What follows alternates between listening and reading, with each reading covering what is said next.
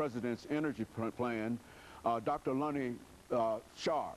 Dr. LSharpe is the holder of the Massey School of Engineering and Technology seat at Tennessee State University, as well as our guest. And of course, he also has a lot of information, do you not, Dr. Sharpe? Yes, I do. To tell us in reference to President Obama's energy plan. But before we get into that, Dr. Sharpe, let's see if we can have you to give us some information about your background, your education, and some of those things that were eventually important in leading you to, as we introduced you, the holder of the seat in the the College of Engineering and Technology at Tennessee State University, the Massey seat in that particular area. Yes. And then we'll talk about other things. All right. Thank you, sir.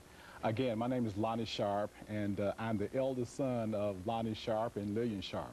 I grew up in Elm City, North Carolina. I grew up on a farm, and so I have a lot of experiences to talk about that relate to energy and my experience on the farm. One thing that I do want to say is that I finished high school in Elm City.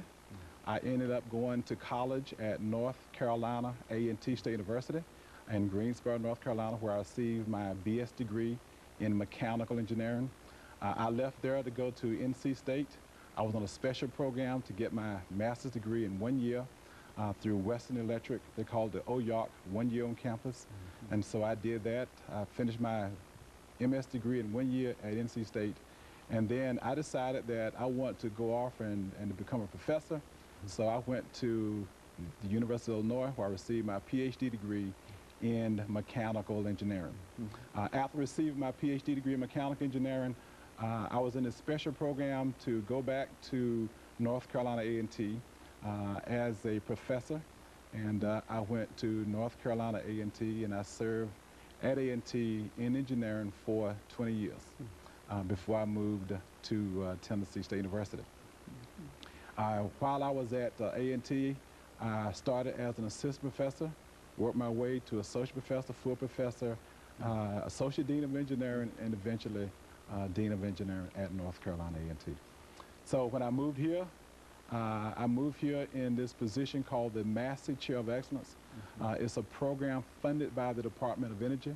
The intent is to build the infrastructure in the environmental engineering areas at 9 historically black engineering schools and 1 school in Puerto Rico. So we had a Master Chair program when I was at A&T, and we had one here at Tennessee State University.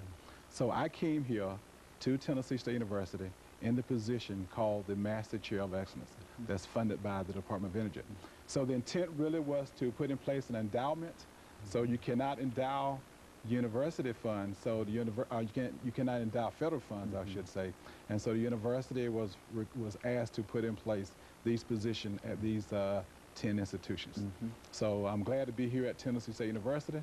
I've enjoyed my experiences over the years, and so it's been a good life for me. And of course, Dr. Sharpe, I think that only certifies what we've said in reference to having you here. Yes. Because with your experiences dealing with energy and infrastructures and that kind of information, I'm sure that you've kept up with what President Obama is trying to accomplish in reference to his energy plan. Now, we've got a few minutes before our first commercial break. Let's see if we can start by simply having you to sort of look at, perhaps in an outline form for the next few couple of minutes, an outline form in terms of what this energy policy is all about. But before I do that, one other thing I do want to share, you know, when you grew up on a farm and you're 1 of 10 kids, there are a lot of things that go through your mind. And, you know, I graduated from a historical black college at North Carolina A&T. And the point I do want to make is that the HBCU Environment Festival is a great option for students. I know that for me it was. My experiences has been fantastic. As a student, first of all, at North Carolina A&T, I had opportunities to work at General Motors, and as part of my scholarship program, I worked at Western Electric as part of my program as well. And so all of those things sort of helped to prepare me. And the other thing that I'm really excited about is that I was a finalist for the astronaut program in 1984. And this was based upon my experiences and some of the work that I had done as a student and as a professor during my early years at North Carolina A&T. But anyway, I just want to share that with you as well. Very good. Of course, that's excellent information. Yeah. And what we'll do, we're getting ready for our first commercial break, Dr. Sharp. And what we'll do when we come back, we'll give you an opportunity to have free range in a real sense of talking about your experiences and what it really would mean in dealing with President Obama's energy plan. And of course, we'll be back with our audience following this very, very short commercial break.